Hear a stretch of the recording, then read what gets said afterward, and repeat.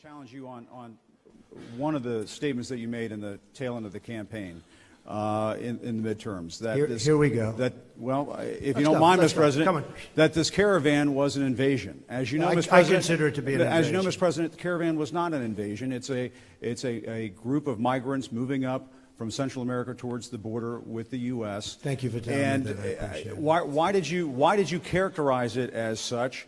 Because I consider it an invasion. You and I have a difference of opinion. But do you think that you demonized immigrants in Not this at all. election No, not to at try all. to keep?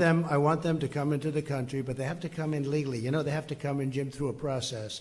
I want it to be a process, and I want people to come in, and we need the people. Your campaign. Wait.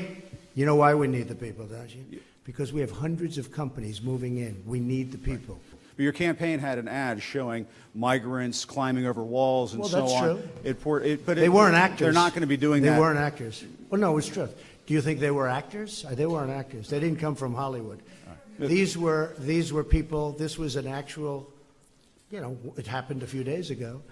And they're hundreds of miles away, though. They're hundreds and hundreds of miles away. That's not an invasion. Honestly, I think you should let me run the country. You run CNN. All right. And if you did it well, your ratings would be much better. If I may ask one other question, Mr. President. If I may ask one other question, are you worried? That's enough. That's enough. Mr. President, that's enough. I was going to ask one of the other folks. That's enough. Pardon me, ma'am.